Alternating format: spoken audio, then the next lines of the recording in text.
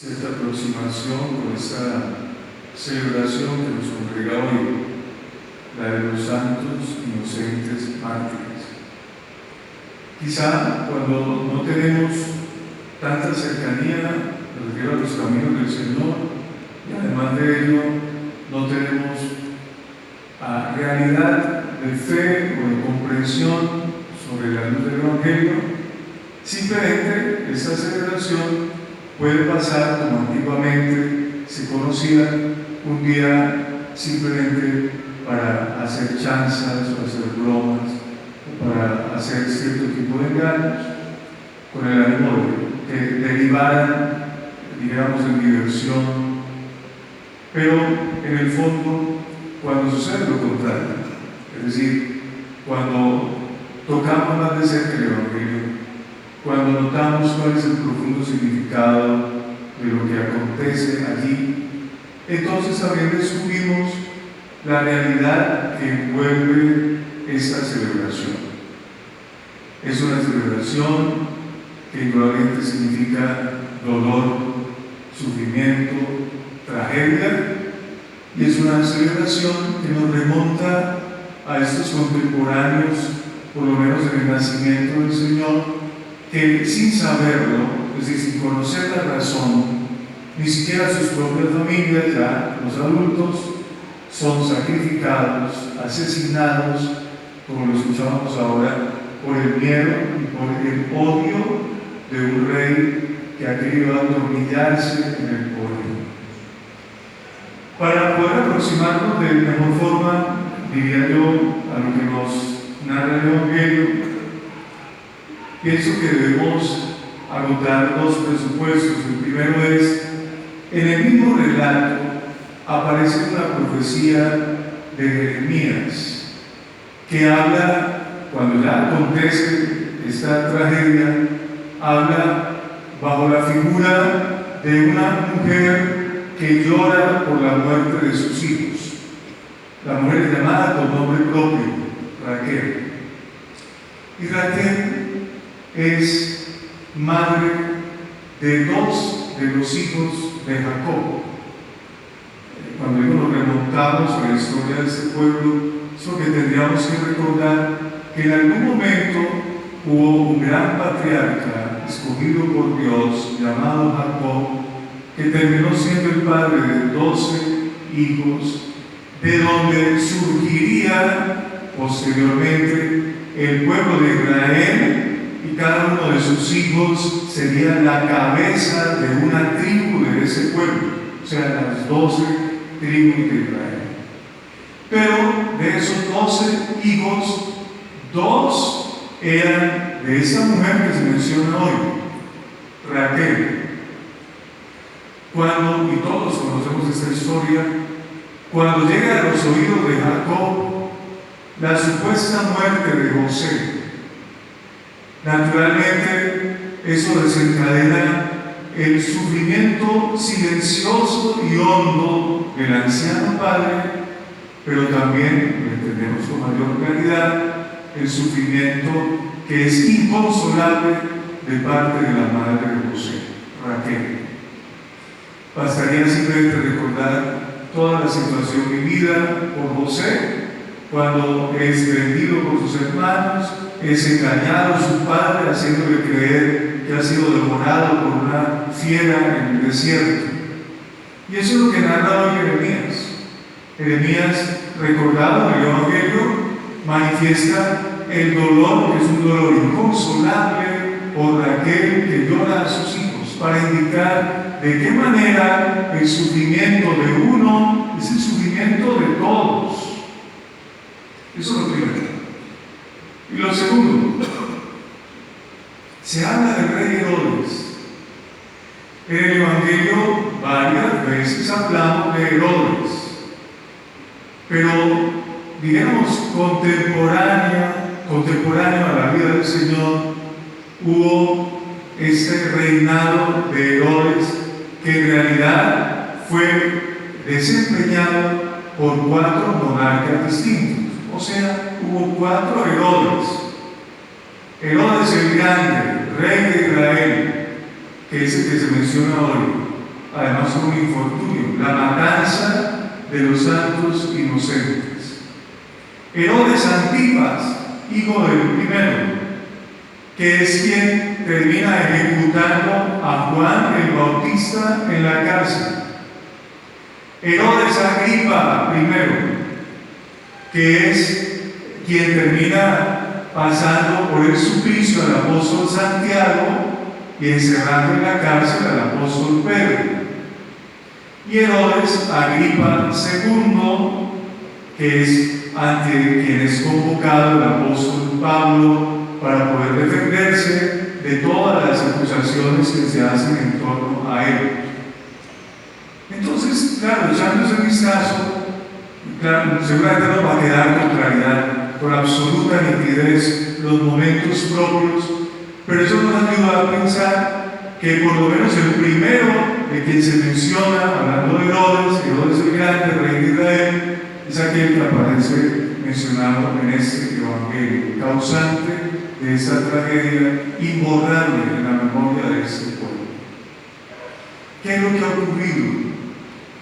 Estos días de Navidad se nos ha invitado a contemplar en el pesebre el recuerdo del nacimiento del Salvador. Y rápidamente, mientras avanzamos en esta octava de Navidad, vuelvo a decirlo, como lo he mencionado en los días anteriores, se nos han ido mostrando, porque surgen con mucha fuerza, una serie de modelos de santidad que reflejan indudablemente el amor por aquel que ha nacido para salvarnos. El primer mártir de la Iglesia, luego el apóstol y evangelista, a quien pudimos celebrar ayer, y hoy esta conmemoración de los santos inocentes mártires.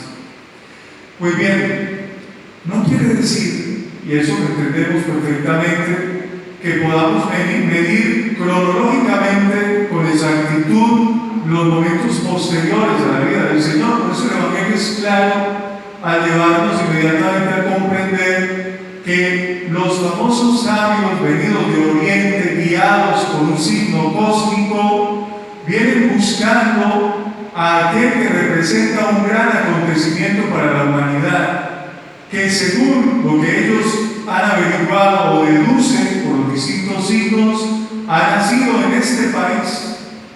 Y a quien hay que averiguar es aquel a quien regenta el país. Por eso inmediatamente el Evangelio nos ubica en el palacio del rey. Y los sabios son recibidos, atendidos, y en esa atención aparece la pregunta: ¿dónde está el rey de Israel que ha nacido? Miedo y odio, que son apenas dos de las realidades que envuelven la vida de Herodes, son apenas dos de las muchas realidades que envuelven la vida de Herodes, surgen ahora envueltos ese miedo y ese odio en preocupación, porque Él es el rey de Israel. Estos extranjeros vienen a preguntar dónde ha nacido el nuevo rey de Israel, y jamás se le ha pasado por la mente a Herodes soltar el poder. O sea, soterradamente es la pregunta en realidad una revelación casi que con signo de profecía. Así que, como bien saben hacerlo los que ostentan el poder, pero no tienen suficiente corazón para poder desarrollarlo como deberían, entonces engañan o intentan hacerlo con los magos, tratando de averiguar cuál es el lugar, indicándoles para que puedan ir, y averiguando en las profecías lo que aparece es el relato de que efectivamente en una ciudad pequeña que pertenece a este reino, desde antiguo se ha profetizado que nacerá el Mesías. Los sabios, escuchando, prontamente salen para ir a buscar el lugar. Todos conocemos cómo se desarrolla ese relato y qué es lo que ocurre después. Es decir, que efectivamente encuentran a aquel que han venido a buscar.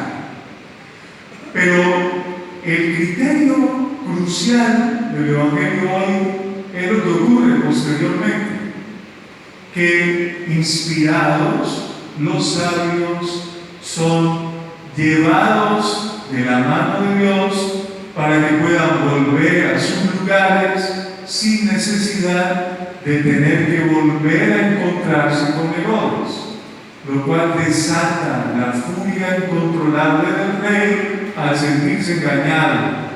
Y entonces acontece la tragedia.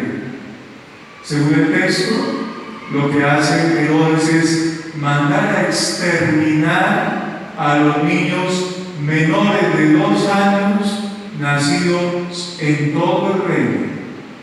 Es decir, no puede encontrar uno, matémoslos a todos, porque por extensión estaremos curando lo que pretende curar el rey, de acuerdo a su mentalidad y a su criterio.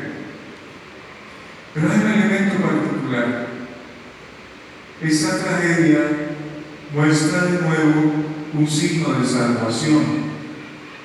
El niño es rescatado o salvado.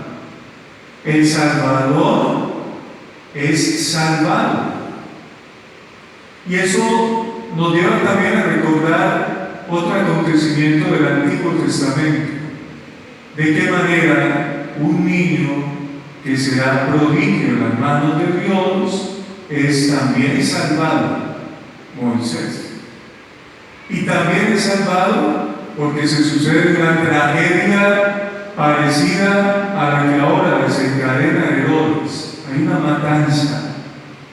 Ahora, frente a esta nueva matanza, este niño será salvado. Interviene Dios para inspirar a José con el ánimo de que puedan salir prontamente del lugar y huir a un país distinto al suyo, con el ánimo de poder cuidar la vida del niño y también la vida de su madre y de él mismo.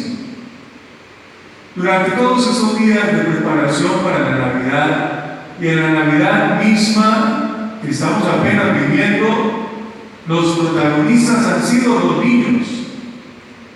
Y los adultos nos sentimos motivados recordando también nuestra niñez. Pero indudablemente todo gira en torno a esa realidad de ser niño. Hemos esperado y hemos recibido a un Dios niño. Hemos estado atentos a poder vivir con los más pequeños el camino para celebrar el nacimiento. Quienes indudablemente han aprovechado de mejor manera estos días en medio de su inocencia han sido los niños. Cuando hemos pensado en los regalos, en los detalles, en la manera de celebrar, en quienes primero hemos pensado es en los niños. Un niño es una criatura inocente, desprotegida y necesita el cuidado, la atención, el amor, la protección y muchas otras cosas más de los adultos. Si no es por el concurso efectivo de los grandes, el sufrimiento de la niñez sería enorme. Así que eso nos lleva a pensar qué es lo que significa en el relato del Evangelio que José inmediatamente tenga que actuar para poder proteger la vida de la criatura y la vida de su madre. Es por el cuidado de los grandes como se custodia verdaderamente la vida de los pequeños. Y eso ha acontecido. Hay una realidad en la cual lo primero que se hace es salvar al niño. Por eso la recomendación que el Evangelio contiene: levántate, coge al niño y a su madre y huye a Egipto. Quédate allí hasta que yo te avise, porque Herodes va a buscar al niño para matarlo. Cada una de las expresiones es lo que llamamos en el lenguaje un imperativo. Levántate, coge al niño y a su madre, huye. Inmediatamente José hace lo que se le pide. Eso en cuanto a salvar al niño. Pero luego viene la otra realidad, cuidarlo.